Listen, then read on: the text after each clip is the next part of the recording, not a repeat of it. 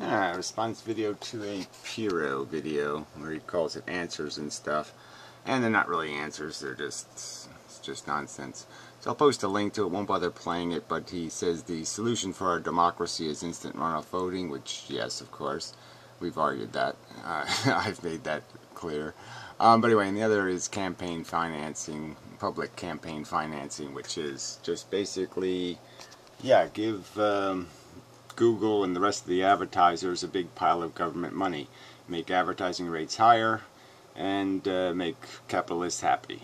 But it doesn't do the public any good. You can't really control free speech. And the point is even when you try to limit campaign financing by bribing politicians with huge amounts of public money so they can go out and spend it in the capitalist industry to make 20-second crap commercials, propaganda commercials. We shouldn't finance any of that stuff. We should provide a public medium for debate and issue presentation. Let politicians spend 24 hours a day on TV if they choose to, on a government channel, pointing out the truth. And create an atmosphere that encourages politicians to confront each other in those public mediums, and do away with any social paying attention to 20-second commercials or 30-second commercials. But again, you can't control free speech, so even if these politicians don't spend the money directly campaigning for a politician, you know the rich can buy lots of commercial time to do social issue commentary commercials. So if they think Obama's a socialist, they just do a lot of Stalin and Lenin and all kinds of other stuff in parades and whatnot, and they can just still produce commercials. They could even have a guy in blackface or do some kind of stuff, and they'll say it's not an Obama commercial, an anti-Obama commercial. So it just doesn't. It's just silly.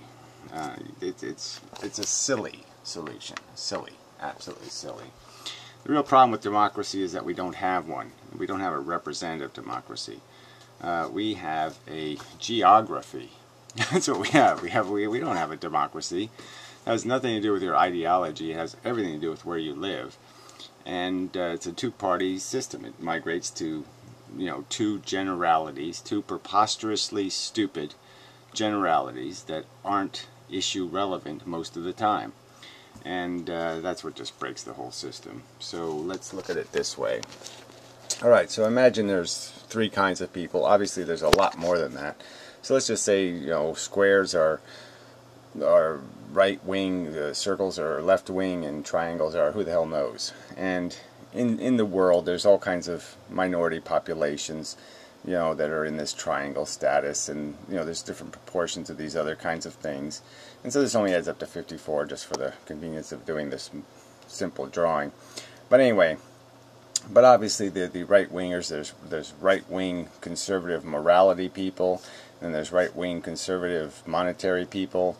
And likewise for liberals, there's rational progressives and there's irrational tree huggers, and so there's all kinds of diversity in what kind of people exist and what's basically happening. So let's just say these are ideologies, and these are just representations of the fact that there are differences. So obviously there's more than circles, squares, and triangles. Just imagine a whole bunch of different shapes, and they're distributed differently in the world. But most ideology, most philosophy, is not segregated. It's not geographically segregated. So it's all mixed up into the population. So if you were doing a fair representative legislative body from this pool, okay, you'd say, yeah, there should be 20 representatives that are square and 23 that are circle and 11 that are triangles. But in the real world, in our democracy, what ends up happening is, they cut out all kinds of districts. So, they can be different kinds of shapes, depending on, and I guess I could just do it this way. But you can, they get really bizarrely shaped, as you know. And in each one of these districts, they have an election. And so in each district, what ends up happening is that the squares and the triangles way overwhelm the squares and the circles way overwhelm the triangles, it ends up being, they're the majority.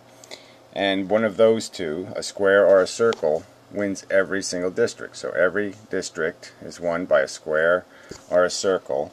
And you end up with a legislative body that has no representative of the triangles. None of them.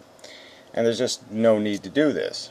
And most of this mechanism, what's happening is that quite factually, in every election, half of all of these people, almost half, don't get anything. They just get crossed out like they don't even exist.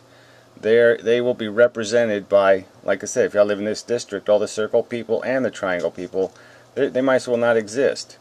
Because the guy who's going to claim to represent them isn't going to represent them. He's going to represent just the square people.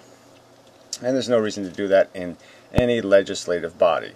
Legislative bodies should earn their votes, and there should be an open election, not a geographic election. So there shouldn't be just two candidates running in each one of these districts.